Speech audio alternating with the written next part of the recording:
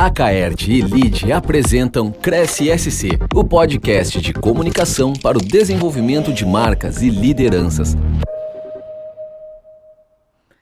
Olá, sejam muito bem-vindos a mais uma edição do nosso Cresce SC, o podcast de comunicação para o desenvolvimento de marcas e lideranças. Hoje eu recebo aqui no estúdio o Dagnor Schneider, que é presidente da Federação das Empresas de Transporte de Cargas e Logística do Estado de Santa Catarina, a FETRANSESC. Eu sou a jornalista Melina Calduro, coordenadora de conteúdo da Rede de Notícias A Caert, e vou conduzi-los por mais essa história. Seu Dagnor, muito obrigada por aceitar o nosso convite. Obrigado, eu que agradeço pela oportunidade, mais uma vez, de estar aqui na Caert num momento tão especial. Formado em Direito, ele é natural de Concórdia, tem também MBA em Gestão Empresarial pela FGV, começou a carreira com empreendimentos florestais, mas essa história quem vai contar pra gente é o seu Dagnor. Seu Dagnor, como é que foi essa trajetória até chegar na área de transporte de cargas? Legal, na verdade, como eu já falei para você, fora do ar, né? Me criei, na verdade, na roça, nasci no interior de Concórdia, estive lá, permaneci lá durante 11 anos, e quando eu perdi meu pai, a gente começou uma jornada aí caminhando no sentido de formação, né? Porque a tendência natural era eu permanecer no interior e continuando minha atividade na roça, na verdade, né? Só que era um desejo do meu pai, ainda vivo, de que eu fosse estudar.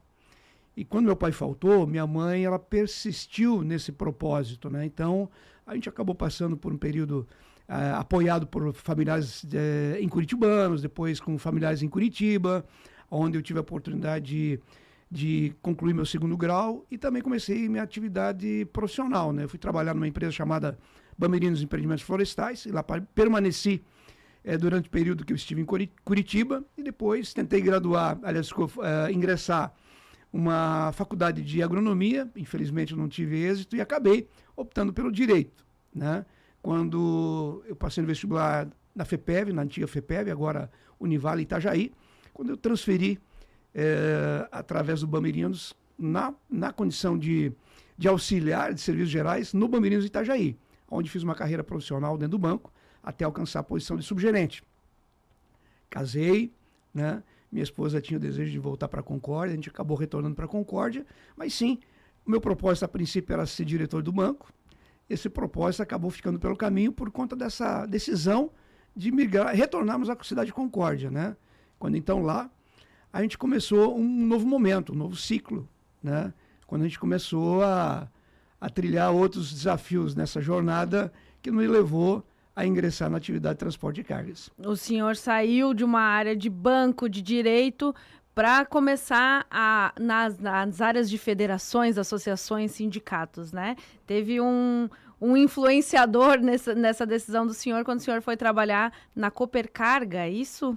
Não, foi um pouco antes. Pouco antes, então voltamos. Antes ainda. Tem que voltar a retroagir um pouco mais no tempo, né? Então, quando eu estive em Concórdia, ainda na posição de subgerente de banco, eu fui fazer uma visita comercial e encontrei um empresário chamado Pedro Rogério Garcia. Na época era presidente do Sindicato das Empresas de Transporte de Cargas do Oeste Meio Oeste, SETCOM, né? Aonde que ele me convidou, eu contei a minha história de que eu teria que sair do banco, né? Mas como eu já estava, meu primogênito está por nascer, eu precisava ter uma garantia de renda para poder manter a família, né? Então, foi que eu decidi juntamente com ele, aceitando o convite de ser assessor jurídico do sindicato. Quando nesse período eu comecei a trabalhar no sindicato como assessor jurídico e também uma parceria no escritório de advocacia de um colega meu, né? Então, ali a gente transitou por alguns anos, quando, em 2090, decidiu-se pela constituição de uma cooperativa, para que, através da cooperativa, nós pudéssemos gerar oportunidades para os pequenos transportadores que estavam muito dedicados às atividades do agronegócio regional, ou seja, transportando para as agroindústrias da região oeste de Santa Catarina, através de um novo cenário, de um novo universo de possibilidades, olhando para o mercado brasileiro. Foi então quando se decidiu pela formação de uma cooperativa que pudesse gerar essas oportunidades num mercado um pouco mais ampliado. Foi ali que se iniciou uma história de formação de uma cooperativa chamada Copercarga. E por lá eu estive durante 21 anos, 4 anos como diretor comercial e os demais como presidente da cooperativa. E como é que foi para o senhor essa mudança, né, de vir de uma área de banco, de um outro momento para dentro de um sindicato, posteriormente uma cooperativa, nessa questão de aprender esse novo ramo, né, que eram áreas diferentes? Eu entendo que a gente vai se adaptando às oportunidades e aos desafios, né? Por isso que eu falo sempre que quando você tem disposição, quando você tem vontade, e eu comento muito isso com o nosso time, no sentido de que qual é o perfil das pessoas que eu quero no meu time? As pessoas engajadas, comprometidas, porque o aprender, o técnico você aprende, mas a questão de valores, dessa garra, determinação, da pegada pelos propósitos, né? Isso tem que estar muito intrínseco às pessoas, né? E eu vejo que, acho que foi isso, né? Essa questão da determinação que a gente tem quando a gente coloca o desafio de poder avançar, de poder melhorar, poder contribuir. E eu acredito até que a partir da cooperativa que nós criamos, que é a Coopercarga, nós geramos inspiração para muitos segmentos dentro da atividade de transporte de cargas que seguissem essa mesma trajetória, né? De formar novas cooperativas, no sentido de, através delas, potencializar o pequeno transportador. E o nosso mote dentro da cooperativa era, na época, de transformar o pequeno transportador num operador logístico, né? E foi nessa direção que a gente foi transitando ao longo dos anos e tendo todos os anos um avanço, uma evolução, podendo chegar a um nível de ser uma das maiores empresas de logística do Brasil. E o senhor tem um destaque que foi contando nessas criações, que é a comunicação, porque teve que ter um convencimento de outros empresários para fazer a formação desse corpo, dessa cooperativa. Como é que o senhor vê a importância dessa comunicação, dessa conversa, desse convencimento, né, de outros empresários também? Primeira coisa é o conceito do associativismo, né? Então, se eu estou individualmente e eu não consigo alcançar o mercado ou os propósitos, eu preciso me associar, né? Então, o conceito era de tentar justamente estimular, muitas vezes até pela própria necessidade ou a realidade, a aglutinação de um grupo em torno de um propósito, né? O propósito era alcançar a competitividade. Mas qual que é o grande desafio dentro do conceito associativista, né? São as diversidades, né? Então, muitas vezes durante a jornada você encontrava parceiros de que, por melhores que eles fossem na individualidade, mas eles não tinham, muitas vezes, o conceito da renúncia de uma vontade pessoal. Que quando eu estou num colegiado associativista, muitas vezes a minha vontade não prevalece. E eu preciso acompanhar esse colegiado. Então a gente teve muitos participantes que acabaram saindo e outros acabaram chegando. E principalmente quando você alcança aquilo que é a expectativa, ou está muito mais próximo da expectativa, que é o de gerar resultado para o transportador, que era o propósito da cooperativa, né? Então a cooperativa começava a entregar resultado, e o resultado era percebido e nós tínhamos novas adesões, né? E muitos desses pequenos empresários que estavam dentro da cooperativa, ao longo da vida, ao longo da trajetória, foram saindo. E eu entendo isso como sendo algo muito natural, como sendo uma família, né? O casal começa, tem os filhos crescem, casam e saem do núcleo familiar. E isso acontecia e aconteceu dentro da cooperativa também. Do tipo, a empresa começou a crescer e achou e entendia de que ela já podia ter uma jornada própria e ela acabou seguindo o seu caminho. E hoje também são empresas de representação e de expressão, né? Então nós temos filhos que nasceram dentro do sistema cooperativo, que acabaram se emancipando e são referência de mercado hoje, aonde eles atuam. Então esse é um pouquinho do conceito, né? E eu também aprendi a empreender dentro desse segmento, né? Então fui convidado a ter uma empresa em sociedade, na época com o presidente Pedro Garcia, e essa empresa também foi crescendo, foi se desenvolvendo, e hoje nós temos um grupo chamado Concorde Empreendimentos, que congrega 2 empresas que chama Conlog e Deep Logística, que são empresas que hoje empregam na ordem de 3.000 colaboradores direto, com atuação em várias frentes, em vários segmentos de atividade pelo Brasil afora. E todas essas áreas, o senhor, quando começou a contar, falou, voltei para Concórdia para voltar para o interior, mas do interior se expandiu para o Brasil inteiro, né? São empresas que hoje têm uma atuação nacional também, a própria cooperativa foi tendo escritórios em outras áreas. Como é que é a visão do senhor de começamos em Concórdia, mas hoje é Brasil inteiro? Perfeito, mas é isso mesmo. Então, e hoje em Concórdia a gente tem pouca atividade, né? Então, porque é uma cidade pequena, não tem demanda para logística tão representativa, né? Mas hoje as operações acontecem pelo Brasil todo e então nós temos várias empresas com esse perfil que se desenvolveram no entorno do modelo e são referência para o Brasil, né? Nós outras, acho que vale citar também, eu acabei não comentando anteriormente, a questão de que nós criamos algumas entidades importantes, né? Foi criada uma entidade que chama FABET, Fundação Adolfo Boss de Educação no Transporte. Qual era o propósito? Era qualificar a mão de obra, que já era uma carência na época, né? E essa instituição, que é uma fundação, ela também acabou se expandindo, ela está no oeste de Santa Catarina, tem uma ramificação em São Paulo, então ela tem uma estrutura de profissionalização e de qualificação da mão de obra. Nós, na época, também constituímos uma cooperativa de crédito, né? Chama Transcred, foi a primeira cooperativa de crédito do segmento de transporte de cargas, né? E hoje ela é uma cooperativa de livre admissão e é uma das referências também dentro do sistema cooperativo. Então a gente teve uma atuação, eu não falo eu, mas nós, de um modo geral, as pessoas que estavam envolvidas em torno do sistema, foram criando mecanismos para cada dificuldade, a gente vinha criando uma alternativa, né? Buscando, através, de novo, do modelo associativista, buscar formas e mecanismos de minimizar os impactos dos desafios que nos eram imposto pela realidade do mercado, né? Então, esse é um pouquinho do ambiente que nós lidamos e continuamos com esse desafio na jornada de hoje. Muito bom ouvir o senhor falar disso, porque normalmente quando se fala transporte de cargas, a gente pensa numa carreta, pensa num motorista, mas esquece que é todo um sistema e justamente o que a gente vê é cada vez mais a qualificação profissional dessas pessoas que estão envolvidas, né? O senhor pode contar um pouquinho mais pra gente dessa cadeia como um todo? Eu diria que quem entrega resultado é o time. O técnico não entra em campo para jogar. O grande desafio é você recrutar, desenvolver, reter profissionais, né? E depois orientá-los para o propósito, né?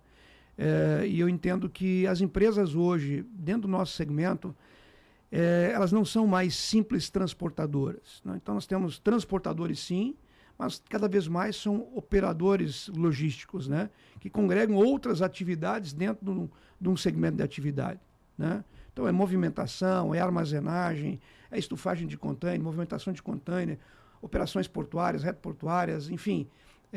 As empresas vêm ampliando o seu leque na prestação de serviço para o mercado. Então, e cada vez mais você precisa de pessoas qualificadas, um time qualificado para essa entrega. Então, eu falo que o principal desafio de um líder é fazer gestão de pessoas. E são as pessoas que fazem a diferença nas organizações.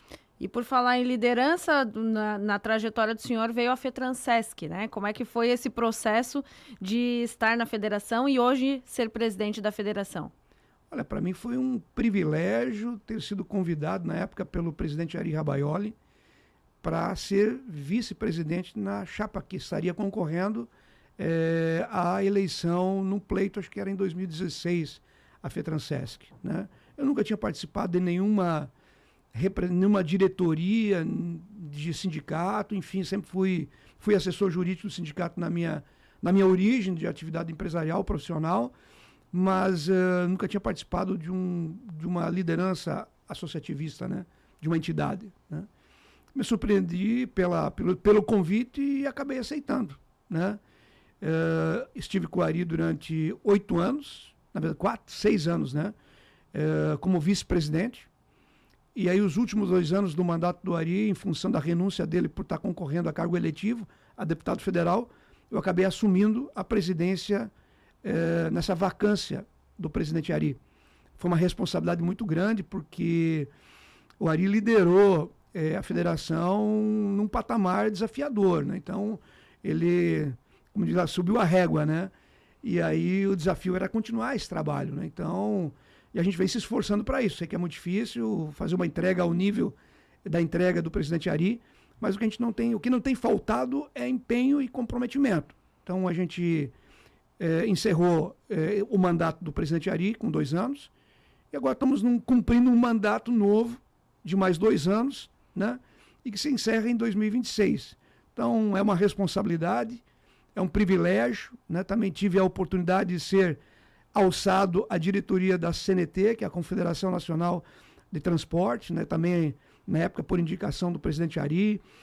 Tive o privilégio também de fazer parte hoje da NTC, então também represento a NTC em Santa Catarina, que é a Associação Nacional das Empresas de Transporte de Cargas. Então, estar atuando na representação do sistema é realmente um privilégio, ao mesmo tempo uma responsabilidade. Eu brinco muitas vezes falando de que todas as atividades econômicas são importantes, só que sem o transporte rodoviário de cargas, nenhuma das demais subsiste, porque o transporte rodoviário de cargas ele é essencial na movimentação de tudo aquilo que a gente produz e consome. Em algum momento ele rodou sobre caminhão, né?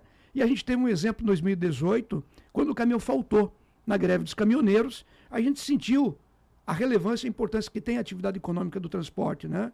E normalmente o transportador ele é percebido pelo lado negativo. O caminhão atrapalha, tem motoristas irresponsáveis sim, né, que acabam fazendo algumas ações em rodovias que não são as mais adequadas, mas nós temos um time de profissionais muito responsável, via de regra. Então as empresas de modo geral estão muito preocupadas na questão de treinamento, qualificação, e aí nós temos outras entidades que são o nosso Sistema S, que é o SESC-Senat, que presta assistência social, saúde, qualificação de mão de obra.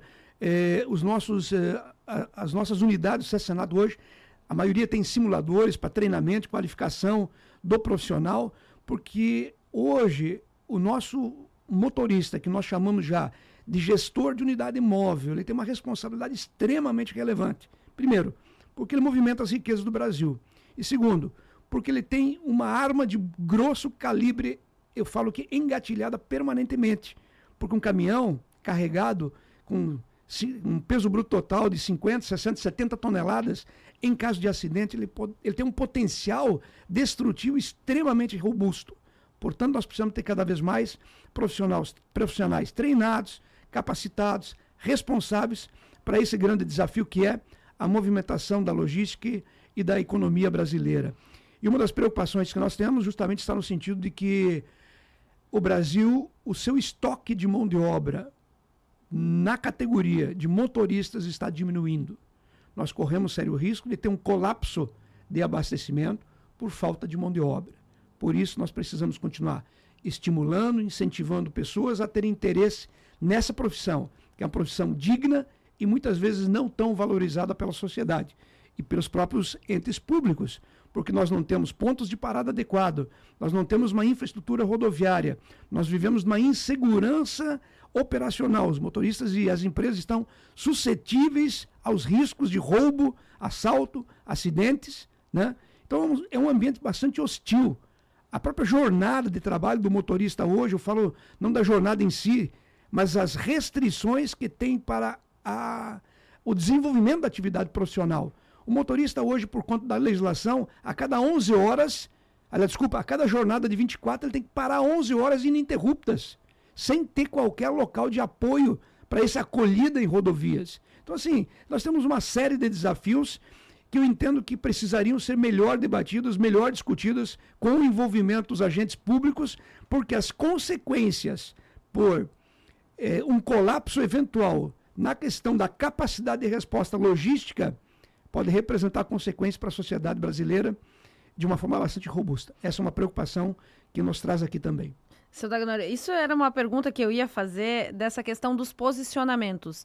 Então, o senhor à frente da FETRANSESC precisa ter um vasto conhecimento do setor, de infraestrutura, dessas questões do trabalho também. Então, como é que para o senhor ter que se manter sempre atualizado e também essa questão do posicionamento que exige do presidente de uma entidade, né, de brigar por infraestrutura, o senhor fala bastante também sobre as rodovias, que em Santa Catarina nós temos, né, as rodovias mais perigosas federais estão aqui em Santa Catarina. Então, como é que o senhor vê toda essa situação? Olha, desde o primeiro momento que nós assumimos, isso já vinha até no mandato do presidente Ari. A infraestrutura rodoviária ela é determinante para o desenvolvimento da nossa atividade, né? Então, nós desenvolvemos a nossa atividade empresarial sobre rodovias. Nós dependemos delas. E a precariedade da malha rodoviária, que era a realidade em Santa Catarina, ela gerava um agravamento de custo operacional na ordem de 35%, né? Santa Catarina tem uma malha rodoviária pequena, nós temos a menor malha rodoviária do Brasil, nós temos em torno de 7.200 quilômetros de rodovia pavimentada, nós temos uma frota de veículos extremamente relevante, nós temos mais de 6 milhões de veículos. Aí eu faço sempre um paralelo, o pessoal às vezes pega no meu pé, eu comparo Santa Catarina com o Paraná, né? O Paraná tem 19.600 quilômetros pavimentados, nós temos 7.200. E quando a gente coloca a frota sobre rodovia, sobre cada quilômetro pavimentado, Santa Catarina tem na ordem de 880 veículos para cada quilômetro, enquanto que o Paraná tem na ordem de 420, né? E aí a gente começa a entender por que os nossos indicadores de acidente em Santa Catarina são tão mais relevantes do que no Paraná, né? Por que tantas mortes mais em Santa Catarina, né? Então, a gente não pode permitir mais, eu acho que nós, aí agora eu falo como entidades, de um modo geral, nós precisamos ter cada vez mais uma participação ativa nos temas que afetam o nosso Estado, a sociedade, não só, eu falo, no município, no Estado e até a nível de Brasil, né? Como é que a gente pode contribuir para ter uma sociedade melhor, para ter um ambiente melhor? E quando a gente olha pelo retrovisor, olhando assim, pô, peraí, mas Santa Catarina não mereceria estar onde está quando a gente fala de infraestrutura rodoviária. Desculpa, é uma vergonha, né? E aí vale um reconhecimento pelo que a gente está vendo hoje, né? Então, a gente vê o governo eleger a infraestrutura rodoviária através do programa Estrada Boa como sendo um programa importante. E nós concordamos e defendemos, porque Santa Catarina não merece, o catarinense não merece transitar nas estradas que nós tínhamos aí. Que nós tínhamos mais de 95% das estradas estaduais regular, ruim ou péssima.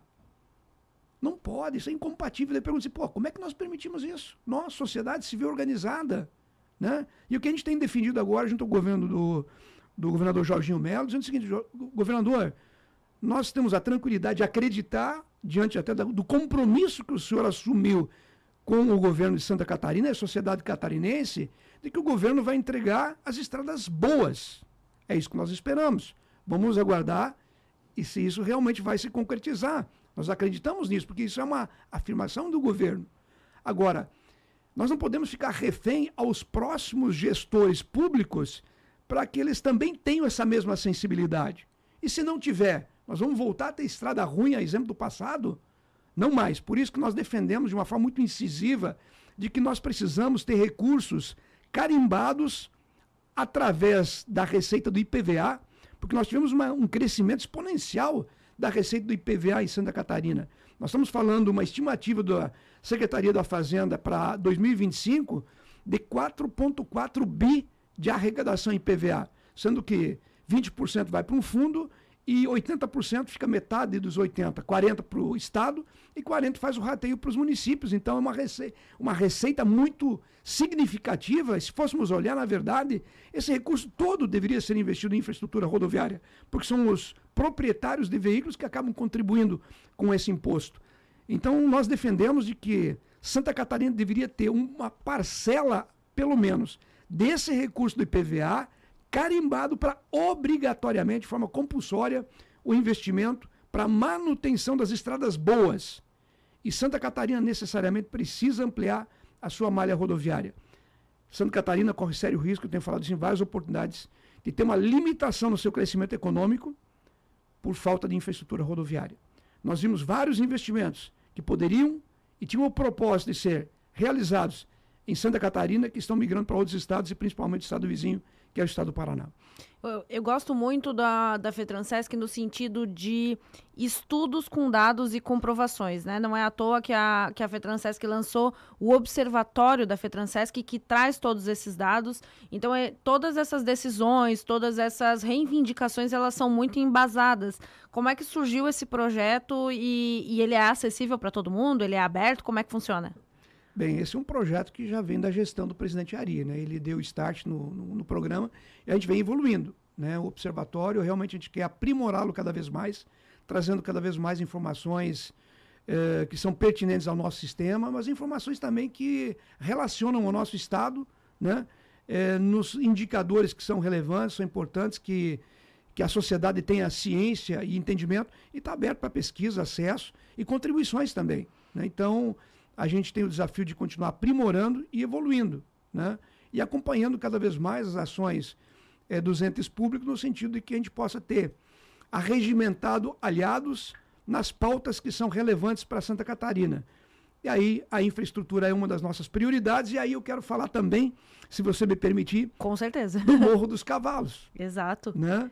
Nós estamos defendendo de que efetivamente essa obra, sendo executada, seja qual for, a solução técnica, que ela seja executada pela concessionária Via Costeira, por conta que nós entendemos que é uma obra estratégica, urgente, né?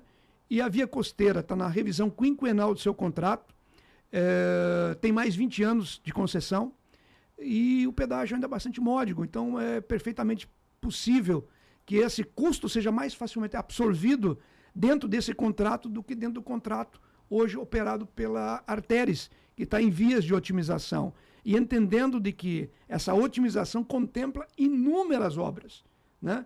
Então não seria coerente na nossa análise de que essa obra no Morro dos Cavalos, inclusive, foi anunciada pelo ministro dos Transportes, no sentido que seria uma obra prioritária dentro do escopo da otimização. E nós entendemos de que ela pode ser prioritária dentro do contrato de otimização da Via Costeira, e as obras prioritárias no trecho norte que colapsou, né? Nós estamos falando de obras na otimização agora que já haviam sido apontadas pelo GPT em 2015 para a NTT, como sendo obras necessárias. Então, na verdade, as obras que nós estamos falando hoje, que estão dentro do escopo da otimização, são obras que já deveriam ter sido entregues para a sociedade catarinense. E aí que eu falo mais uma vez, nós, sociedade catarinense, de um modo geral, seja o agente público, seja a nossa sociedade civil organizada, nós permitimos a omissão por parte da ANTT, por parte da Arteres, de que essas obras que haviam sido apontadas em 2015 não fossem contempladas até esse momento. Então, realmente nos frustra isso, e as consequências são extremamente danosas. Nós estimamos uma perda dentro do setor de transporte de cargas de mais de R$1 bilhão por ano por perda de produtividade e aumento do consumo de óleo diesel só no trecho norte da BR-101.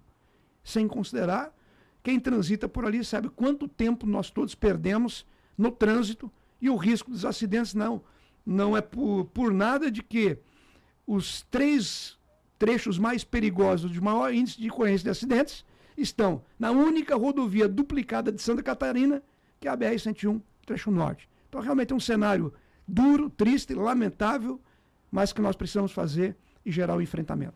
E que o senhor vem também defendendo muito a criação de uma via paralela na BR-101, que é a Via Mar, né, a litoral.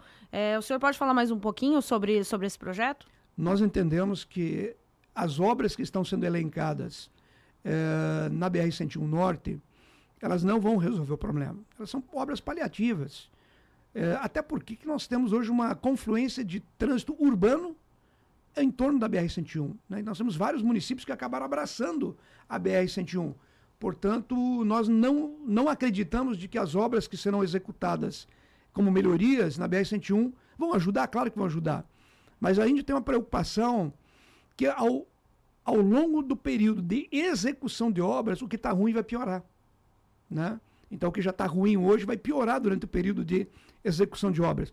Por isso que nós estamos numa insistência muito forte junto ao governo do Estado, que nós entendemos que a solução para aquilo que nós vivenciamos hoje em termos de colapso na BR-101 perpassa pela Via Mar. Né? E aí que nós estamos permanentemente em contato com o governo do Estado, no sentido de que existem 4 lotes já contratados em termos de projeto e tem 2 lotes ainda pendentes. Nós tínhamos a informação de que seria no mês de maio a assinatura dessa contratação. Não aconteceu. A informação que nós tivemos na última reunião na Secretaria da Infraestrutura de que isso aconteceria em junho. E agora em junho nós vamos retornar à Secretaria questionando se aconteceu, se vai acontecer ou quando vai acontecer. Então, é uma pauta que eu entendo que ela precisa estar na mesa de tratativas permanentes dos agentes públicos, da sociedade civil organizada, para uma interação intensiva com o governo do Estado, para que a gente possa avançar nos projetos e, enfim, na execução de tão importante obra, que são 144 quilômetros. E aí nos surpreende um pouco a questão de investimentos. Nós estamos falando aqui de 9 bilhões de investimento numa rodovia nova, enquanto que a NTT e o governo sinalizam 10 bi de investimento nas melhorias da BR-101. Né? Então, parece que tem uma discrepância em termos de valoração em relação às obras. Né? Estamos falando aqui de 3 pistas em cada lado, né? Com uma estimativa de custo da ordem de 9 bi. Então, nós precisamos andar rapidamente com essa obra, porque Santa Catarina precisa muito. E a gente acredita que... E a gente precisa do comprometimento cada vez mais do governo do Jorginho de poder avançar na infraestrutura rodoviária do nosso estado. Seu Dagan, como representante da FETransesc, o senhor tem bastante contato com o governo, com os deputados, mas também sempre em Brasília, né? Tem essa troca constante. E estar dentro da CNT também ajuda nessa movimentação, nesse conhecimento, nessa troca de informações? Claro, a gente permite ter uma visão mais sistêmica da realidade não só de Santa Catarina, mas também dos outros estados, né? E essa questão da infraestrutura, ela é uma pauta permanente também nossa na CNT, na discussão da CNT. Voltando, porque não é só nós de Santa Catarina que desenvolvemos a nossa atividade sobre rodovias. É o Brasil inteiro, o setor transportador inteiro, não só as empresas, como os autônomos também. Então, infelizmente o Brasil não vem investindo. Quando eu falo de que Santa Catarina precisa de recurso carimbado, o Brasil precisa de recurso carimbado para a infraestrutura rodoviária. Né? A exemplo que nós temos na saúde e educação. Eu entendo que saúde é importante, educação é importante, mas a infraestrutura ela é importante, principalmente a infraestrutura rodoviária, e a gente precisa avançar também nessa pauta em âmbito nacional. Eu estou gostando muito da nossa conversa, porque está trazendo justamente os pontos de liderança que a gente fala. No discurso do senhor dá para ver, dá para sentir realmente o conhecimento que é necessário para liderar as entidades e também como empresário, mas também a questão do conhecimento da área e o que é necessário para um líder frente aos liderados, porque tem brigado para melhoria justamente para todas as empresas, né? Bem, é um desafio. Eu acredito que... Eu sempre falo o seguinte também. Quando você... Voltando a vida é feita de escolhas e tomada de decisões, né? E quando a gente decide assumir uma determinada posição, eu entendo que o mínimo que a gente tem que fazer é dar o máximo que a gente pode, respeitadas as nossas limitações, né? Então, é com esse propósito que a gente se dedica, procurando contribuir, primeiro, pelo sistema, né? Entendendo o nosso sistema, mas também procurando ter um pouquinho mais de alcance de uma visão de sociedade, né? Olhando um pouquinho para aquilo que acontece ao nosso redor, né? Olhando para o nosso estado. O que nós podemos fazer para que a gente tenha um estado melhor, uma sociedade melhor, né? Dando a nossa parcela de contribuição também, porque muitas vezes a gente trata de pautas que elas não são diretamente ligadas a gente, né? Eu fui tomado agora semana passada, quando estive em Brasília, numa agenda, inclusive com o senador Amin, falando a questão da demarcação das terras indígenas em Santa Catarina, né? O senador, ele propôs um PLD, né? Só não lembro o número, 617, que acabou cancelando o decreto, né, presidencial da demarcação das terras indígenas aqui do Morro dos Cavalos e do Toldo, né, lá no oeste. Né? Daí eu pergunto, mas essa pauta, ela é uma pauta que diz respeito ao setor de transporte de carga? Não, mas ela é uma pauta importante para Santa Catarina? É. Então o que nós precisamos fazer? Nós precisamos agora mobilizar, porque esse projeto foi aprovado no Senado, ele vem para a Câmara, e nós precisamos agora mobilizar a base parlamentar para que lá na Câmara isso também seja aprovado. No sentido de que nós não tenhamos, porque nós entendemos que deve ser respeitado o marco temporal lá de 2008, né? E, portanto, essa demarcação ela não seria adequada. E, ao que tudo indica, ela é prejudicial ao estado de Santa Catarina, né? Então, assim, e aí? Como é que a gente se posiciona? A gente se envolve, deve defender ou não? Então, eu diria assim, eu acredito e entendo que são pautas, muitas vezes, que são de interesse e de alcance da sociedade e que eu acho que as entidades, de um modo geral, né, elas devem estar atentos e identificando a oportunidade de como podemos contribuir para ter uma sociedade mais justa, mais equilibrada, mais digna, né? E ter um país melhor também, né? Acho que o Brasil é um país extraordinário e vem sofrendo bastante nos últimos tempos em termos de expectativa. A gente que milita e atua dentro do segmento de transporte de carga, a gente está discutindo agora a questão do aumento de impostos novamente. Governo, faz o teu dever de casa, vamos reduzir um pouquinho os gastos, vamos racionalizar os recursos. A gente não vence mais pagar tributo, né? E aí, quando a gente fala de pagar tributo, eu falo uma outra coisa. Santa Catarina é o estado, entre os 3 estados do Sul, que mais paga tributo federal. E é o que menos recebe. Eu não estou falando dos outros estados, eu estou falando aqui de Santa Catarina em relação ao Rio Grande do Sul e Paraná. Né? Então, assim, a gente é muito injustiçado e eu entendo que o governo federal também deveria fazer a sua parte, sua parcela de sacrifício, a exemplo que a sociedade faz. Nós não podemos mais admitir aumento de tributo.